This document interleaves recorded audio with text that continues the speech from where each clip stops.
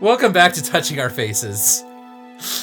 Okay, yeah, I made a joke. I made a joke at Brent Spiner's expense because he's gained a little weight and he doesn't look quite the same. The guy's like 70 years old. I mean, it's gonna happen. Yeah, I'm still fatter than he is today. And to credit Brent Spiner. Oops. We're going to turn 100 and now I'm gonna get confused again. Woo! To Brent Spiner's credit. Look, I got all these planets now. That is the reason that he wanted them to kill Data in Star Trek Nemesis.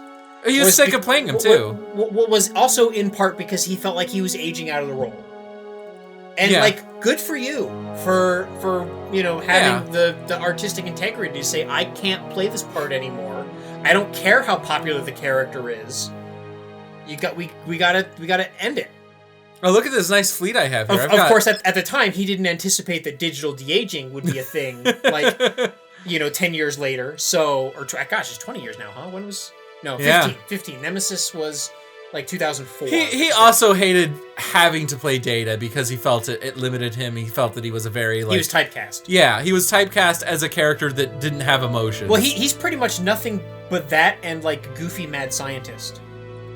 Yeah, he did get typecast. He was correct. Look at Independence Day. Even in Independence Day, he was goofy mad scientist. Well, and even in Star Trek, when he's not playing Data, he's playing a goofy mad scientist. Yeah. It makes you feel kind of bad for him, doesn't it? Right. Oh, that's right. I had to defend that because I have to go over there and build a. I mean, have to go build them a. It could have been worse, right? He could have been typecast into his Night Court role.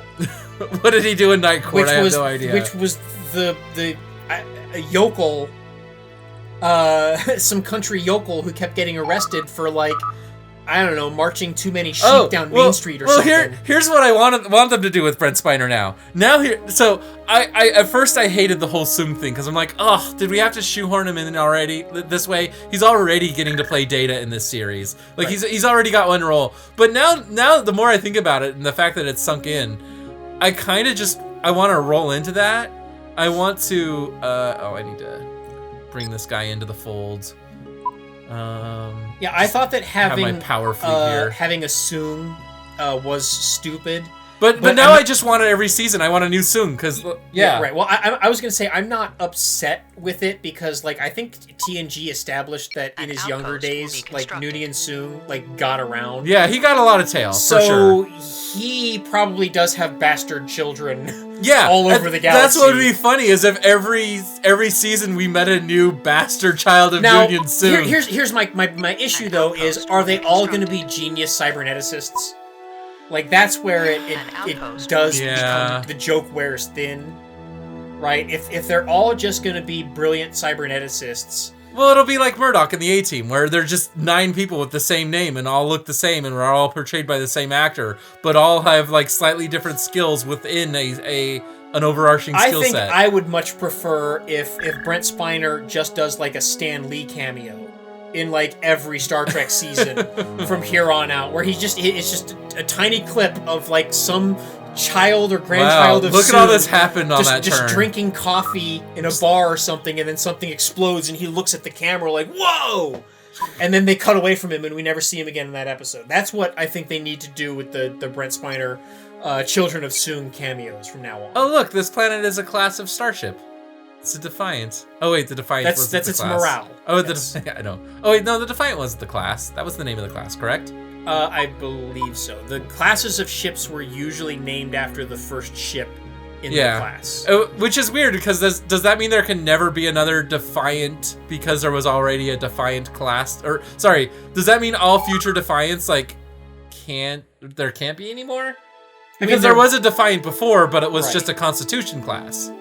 I don't know, unless they just make it the Defiant B from now on, like they did with the Enterprise. But as far as I know, the Enterprise is the only ship in the Starfleet who has what's up with that? Why isn't the Defiant in Deep Space Nine the Defiant B?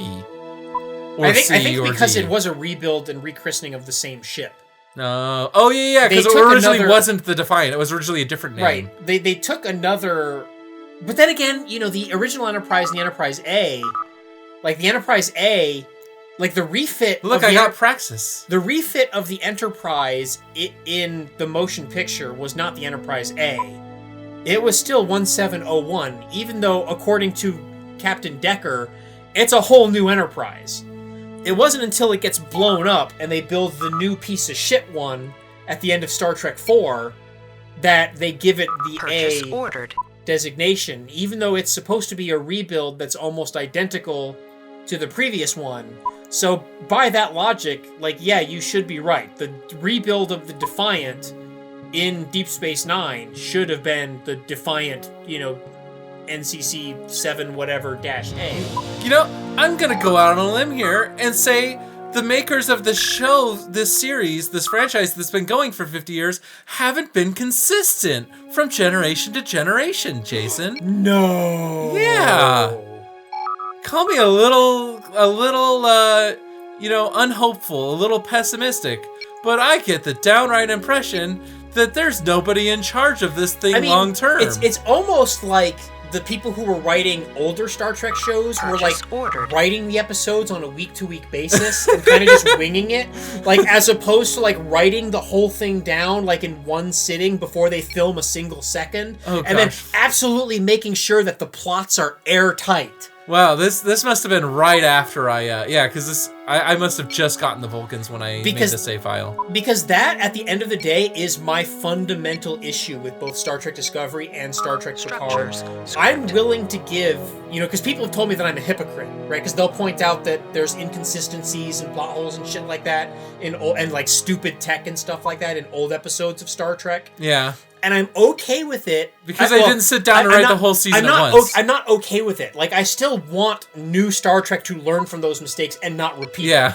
So, like, do it once, shame on you. Do it twice, like, double shame on you. I got that reference. That was clever. So, yeah, I don't want to see them repeating the same mistakes and just saying, oh, well, they screwed that up before. That doesn't allow you to grandfather making the mistake again, or making that mistake worse, or doubling down on it.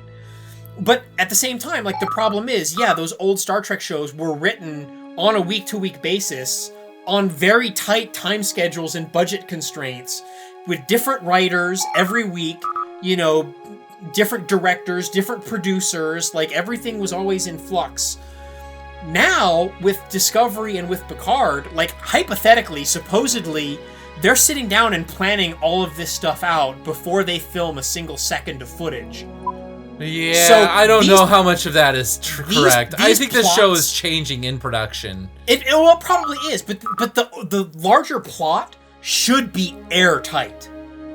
Definitely should. There's no excuse when you're plotting 10 episodes or 20 episodes or whatever from the start for that season-long plot arc to be poorly written. Yeah, totally agree.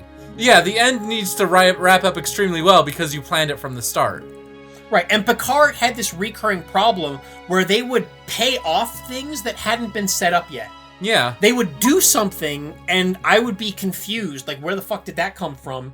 And then later, they would retroactively be like, oh, this is why that happened. And a good example is Rios' holograms, where I ranted in a previous episode about how stupid it is to have a holographic that's like, a great weapons example. Officer. And then, in like 2 episodes later, they retroactively explain why Rios has all these holograms. And it's like, well, no. If you were competent writers, and you had planned all this out from the start, you would have had that episode about Rios and his mental breakdown. Right. Before introducing all the holograms. And we'll get into it later, because you want to talk about how you would have completely done the show completely differently. Well, Rios would not have been in that. Well, right. But what I was saying is, like, in the John Light Touch rework of this show, where there are just more episodes and there are episodes in between, that allows you to make that its own one single episode. And now it can be like a Data episode. It can be like a holodeck episode. And so now you have it tie into the major plot while also being its own standalone episode. Like The Mandalorian, that other show that recently came out that everybody loved. Yeah. Because it's good. Yeah. The first good thing to come out of Star Wars in like 30 years, and it's really good. The Jedi Fallen Order game is also like not bad. I have a lot of problems. I need to look at that. It's a technically unpolished game, and I have a lot of problems with it because it's a technically unpolished game, but it's an original use of the Star Wars IP. It does some interesting things, and it mostly plays well. So, and it's not full of microtransactions where, and pay to win bullshit. I will never get this Monument to Surrender built. I will just never get the resources up for it. But yeah, Mandalorian, it's going to take me 50 turns. Mandalorian is good. I am excited about where Mandalorian goes from here. I just hope they don't fucking tie it into the Force Awakens and just keep it separate. And I hope that like the bad guys in this don't turn out to be like the people who created the First Order or some stupid shit like that. Oh. But anyway, like we'd mentioned a little bit earlier, and I wanted to come back to this about how Star Trek Picard now has like undone death. The risk of death. Which I've always hated. Sorry, I have to interrupt. I've always hated the meme of, oh, death is precious. It teaches us to be us. It's important. It's a friend you embrace at the end. No, fuck that. If I'm an intelligent alien species, and I don't have death by age, if we don't die from old age because just evolution never created that, because that is like evolution created death by old age. It's so that we can clean our genes out and mutate and pass on. The right? Vulcans live to be like 200 to 300 years old, and I never hear a Vulcan complaining about how they but that's live what I too was gonna say. If say you found a life form that never evolved death. Oh, this is why the Cardassians are such assholes to me. I ended up like right on their front doorstep. Like, just my expanding into the over to here turned out to be like their intended domain of influence. Now, and I will say that this is a little bit different with the Q, because there is that Voyager episode, Death Wish, about the Q who wants to commit suicide. But that's a different thing, because he's not only immortal, he's omnipotent, and he's done everything already. Oh, yeah. So let me go on that. Yeah. So, yeah, I'm this intelligent alien species that does not have age-related death. And you came to me and you're like, listen, let me give your life some more meaning. How about you just die eventually? And I'm the alien. I'm like, wait, we already have that. That's suicide. We can die whenever we want. And you're like, no, it happens unexpectedly at random.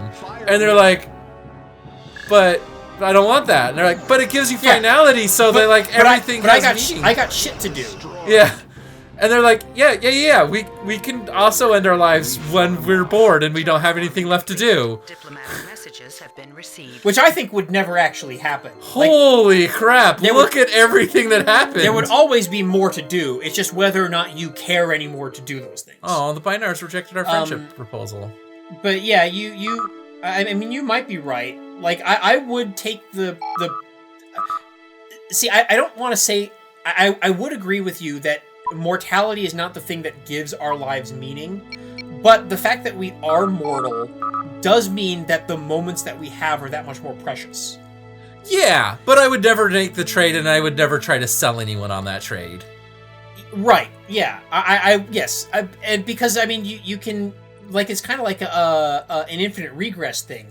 Like, that logic would be, well, then if humans only live for 30 years, exactly. Years, was life better? Then life would be twice as valuable, right? And you are aware that, like, the reason that we live as long as we do is basically so we can our immune systems can continue to adapt.